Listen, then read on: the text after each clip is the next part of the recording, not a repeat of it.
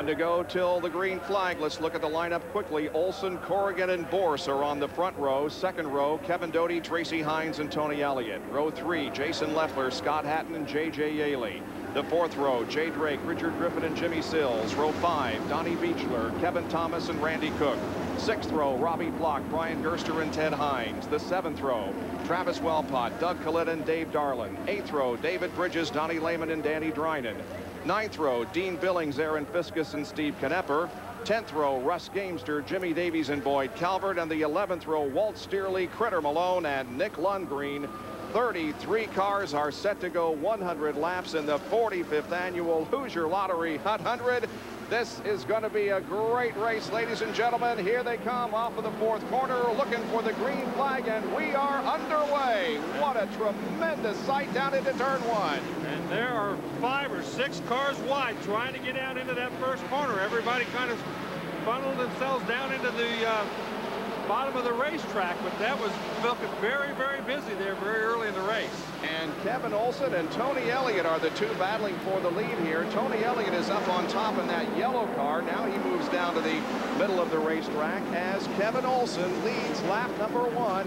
In third position is Corrigan, and running in fourth spot is Dan Boorse. Boorse is in the red car and takes over third. Yeah, and that's Leffler in the back 71 car that's moving up on the inside there. Boy, you can see, though, that the guys on the outside get a good run into the corner, but it's just a long way around out there. Corey, oh, we got somebody. That's Tony Elliott. He's lost the left rear wheel coming off of turn 2. Wow, and the tire bounces into the racetrack. Let's hope it doesn't get hit by another car and set up into the grandstand. That's a major concern right now, but it looks like it's bouncing down into the first turn area, not into the grandstand, and so we're going to be okay. But, boy, that could have been a very serious situation.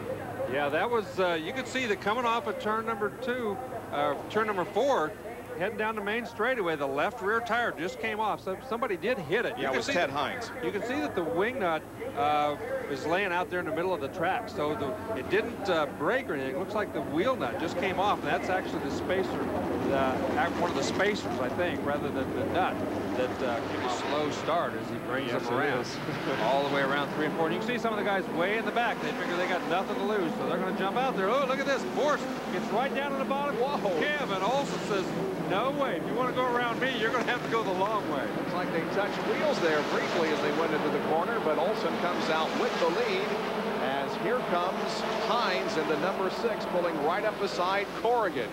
Now, Leffler has already moved up to third position. Yeah, he certainly has. Leffler's doing a nice job. Back there on the outside, white car, the 69 car, that's a J.J. Yaley. And we have Fiskus that has spun down in the third turn, and a couple of other cars also are sideways. Now, that's Aaron Fiskus who's sitting there, and it looks, oh, we got a red flag, so it looks like somebody must have got upside down there. Wow, and a lot of cars are heading off into the pit area.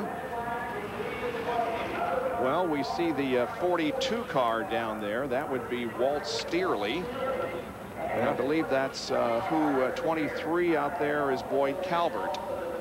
Yeah, those guys were running near the back of the pack. Obviously got together, and one of them got upside down. I'm not sure, can't tell from this what we're seeing here. It must have been Aaron Fiskus that got upside down. He's the one that the right rear suspension is collapsed on the racetrack, and you see the rear bumpers all bent up, so it must have been him who got upside down in that little altercation. Well, we have a replay. Maybe we can tell what happened up there.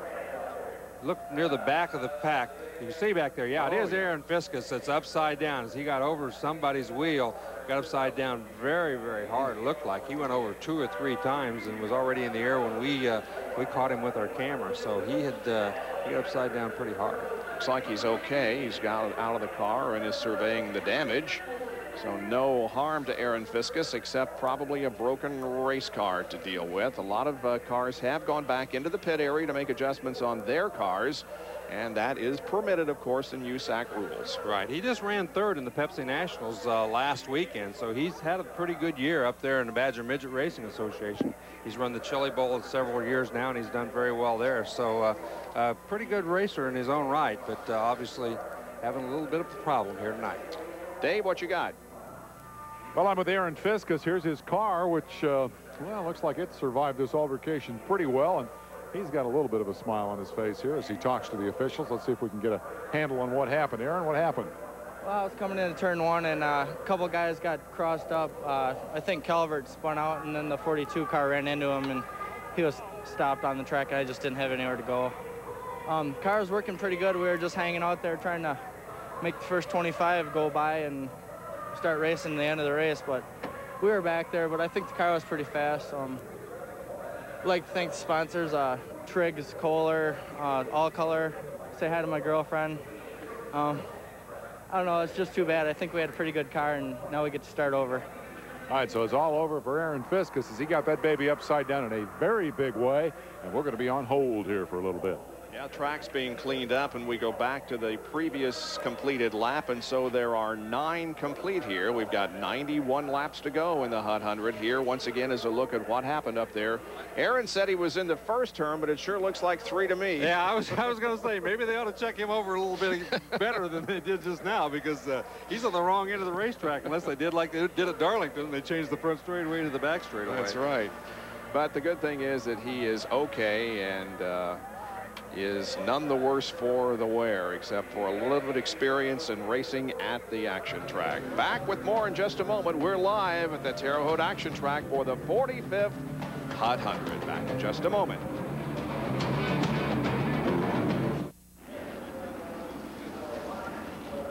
Back at Terre Haute, where the realignment is underway. There is Olson leading the field with Boorse right behind him, and Roger Corrigan running in 3rd position. And there is the 71 of Jason Leffler, followed by Tracy Hines. By the way, the 17 car of Tony Elliott is back in the race. He's the one that lost a wheel early on and said he might be able to get back in if there was a red. There has been. They've got the repairs made, and he's back in the race. But here, meanwhile, is Dan Boorse from Milwaukee, Wisconsin. Roger Corrigan in car number 65. He's from Loves Park, Illinois.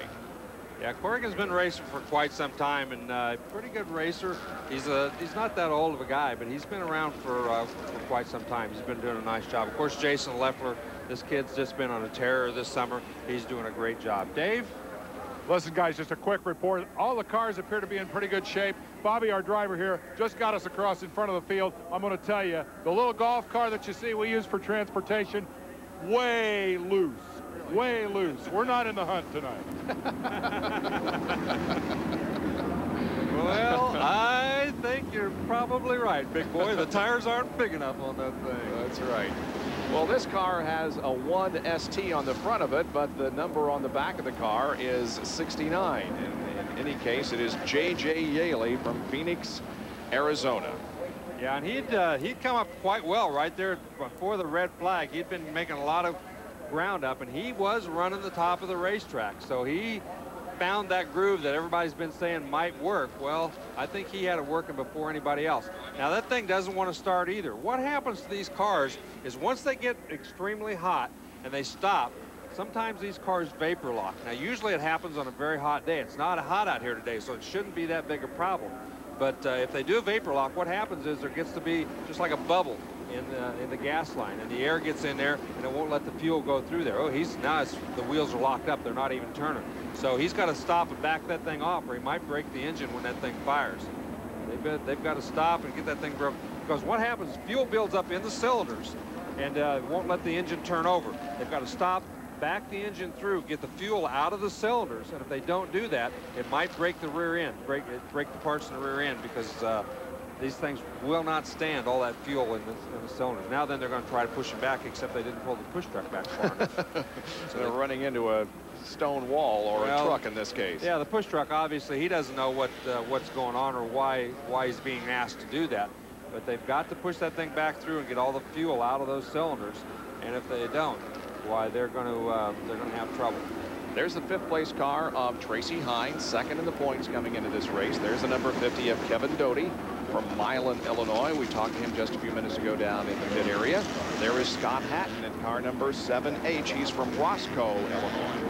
Yeah, he's running in 8th place, doing a nice job. There's the 97 car. That's Jay Drake. That's Leffler's teammate. We haven't said a lot about him tonight, but he's had a great year as well and is in the points race so far this year, not far behind. And there's Kevin Thomas in that 3 car, mostly a sprint car driver, but runs well in the midgets when he gets good chance. And right behind him would be the 61 of Robbie Flock, right? Yeah, that's they're still showing Kevin Thomas there. They've got it listed as a 13 car, which is what he had to do tonight.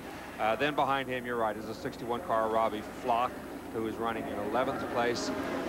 Right behind him in the 4 car, that is Jimmy Sills. Of course, he and the Carter both come all the way from California just to run this race. He's also very, very tough in the midgets. The number 2 car is Randy Cook from the Badger Midget Racing Association. The next guy is the Gas Man. That's the 15 car that Billy Boat normally runs. And behind him, Tracy Hines. Now, I'm sorry, not Donnie Tracy, Beachler. Donnie Beachler.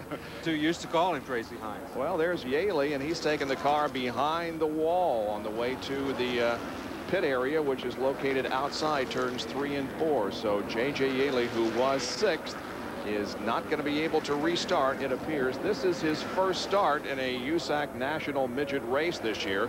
Yaley runs mostly the sprint cars. There is Donnie Beachler in the number 9 car. Beside him is the number 3 belonging to Dave Darlin. Now, that's the reason why Thomas is shown as 13, because Darlin is 3. Behind him is the 18 of Travis Wellbott, who ran well in the qualifying race that we showed you, and Steve Canepa right behind him, then David Bridges, and then the 31 of Donnie Lehman. As it looks like we are ready to go finally on the restart. 9 laps have been completed. When they come around to get the green flag, we'll have 91 laps to go. Will we get it this time? It's a slow restart, but that's the way that Olson let him off the last time, and he does again. We are under green and back to racing, and look at Boorse go to the lead. And that time Boorse didn't have any of it. He didn't try to go to the inside. He went right around the outside. Looked like Olson got on the brakes just a little bit early, and boy, he just blew right on by. We're riding along with Kevin Thomas back there in about 10th or 11th spot, and you can see that left front is right on that rail. He's really running the low road. Boy, he sure is, and trying to pass Scott Hatton, who is right up ahead on the right. Now Hatton comes down in front of him, and Thomas cannot pick up the position. This is a great shot. You can see how much work there's involved in getting around this half-mile dirt track that is pretty rough in spots. Yeah, Kevin Thomas, he definitely, Hatton got pushed out just a little bit, but oh, there's the 42 car, Steerley. He's going to get across the racetrack and out of the way. I think they're going to not have to throw the yellow flag. We are cautioned. He did make it to the inside of the racetrack, but not before the caution was brought out. So we're slowed once again here at Terre Haute, but we shouldn't be under caution very long because he did make it off the racetrack. Well, that was a pretty neat move there by Dan Boorse when the green flag dropped to take the lead. Yes, it was. He did a very nice job. He knew exactly what Kevin was going to, Olson was going to do. So he just did something a little different. He went around the outside so that he could get an advantage on him, and he pulled off a great move. I got to tell you, I feel really sorry for J.J. Yaley. Right before that red flag, he had been really on the move and had moved up to about 4th spot, and then that car wouldn't restart on the yellow flags or on the red flag. So it's a tough break for him.